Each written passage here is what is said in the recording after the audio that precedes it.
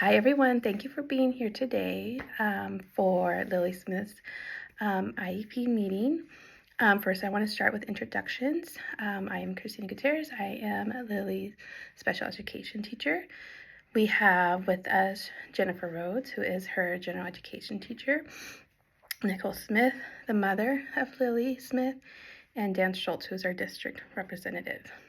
The reason why we're here today for this meeting for Lily is for the IEP review to discuss any changes that need to be made for her IEP and prepare it for the next school year.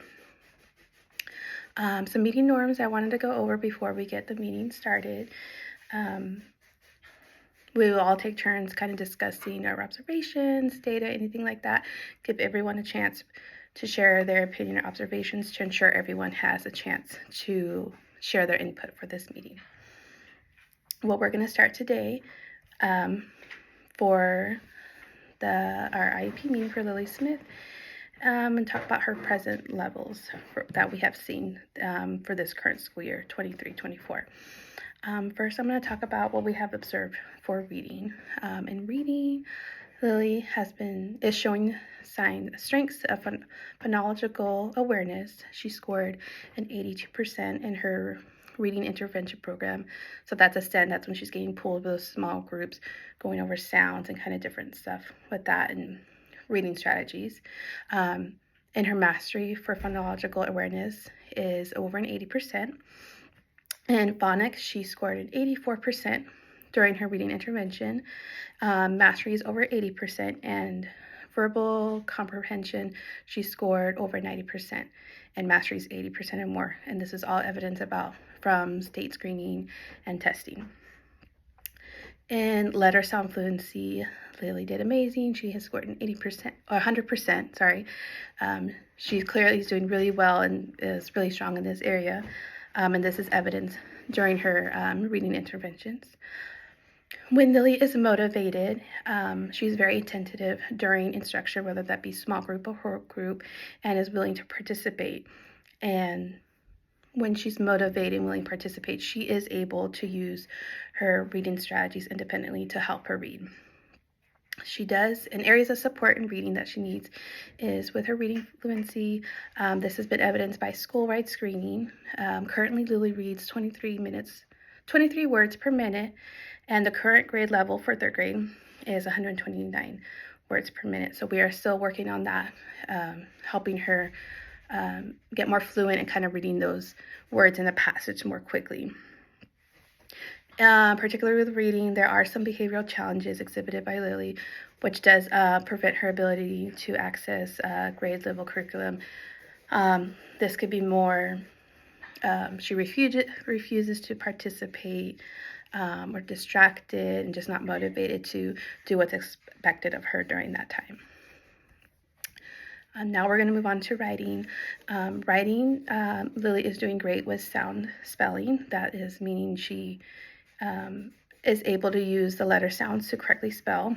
And this she has shown 100% accuracy and then 80% accuracy with sentence writing. Lily does well with writing words in isolation, but she struggles when she's writing words in the context of a sentence. She can also recognize correct grammar when it's shown in examples of what is correct grammar and what's not correct grammar. But what she struggles is when she's creating her own sentences, putting in that correct grammar in the sentences. Areas of improvement for Lily in writing are writing kind of specific words.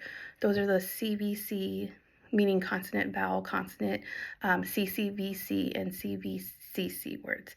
In this area, she has a 70% accuracy. So this is also an area we are working on with Lily, kind of recognizing more of those common words that she'll see and more practice with those, being able to spell those on her own. And then moving on to math, she is showing areas of strength in telling time to the nearest minute, reading fractions, understanding fractions are on a number line, how to partition shapes into equal parts, and drawing picture and bar graphs and using graphs to represent data with many categories. Based on recent data and school-wide screening and assessments and testing like that, Lily is showing areas of need and applying grade-level strategies to independently solve problems pertaining to math, specifically like on the math benchmark. On benchmark number 3, which was last quarter, Lily scored a 29% from the math benchmark, and the grade average was 77%. So this shows us when we're not able to help her, she struggles a little bit more using the strategies learned to help her solve those problems on the benchmark. She does do better when we're in small groups and she has that guide from a teacher to kind of help her guide her on the next steps to correctly solve a problem. During math, we also observed that sometimes Lily will refuse to participate during small group during math time, and this can negatively impact her ability to learn and use strategies for math because she's not taking in all that what she's being taught at that time because she's focused on her behavior and not participating. With social and emotional, moving on to that, Lily has friends not only in her classroom but also outside her classroom with other peers in different classrooms. She's often willing to work with teachers and her peers. Most of the time she does what the teacher asks her. She can communicate positively with her peers. She's very strong in the social and emotional with that aspect. She does often exhibit behaviors that can impact her learning in the classroom. For example, when they're about to begin an assignment, sometimes Lily will refuse to pick up her pencil to begin her task, which obviously negatively impacts her learning and her ability to complete that task. Another thing we observed, and the Mrs. Rosa also observed, is that she will focus on other students' behaviors in the classroom, like what they're doing, what they shouldn't be doing, what they should be doing, instead of focusing on her own self and her task. And this distracts her from staying focused and completing her task. And then strategies that we have in place right now to support Lily will be to implement a positive reinforcement system to motivate Lily to engage in those positive behaviors, just like we discussed.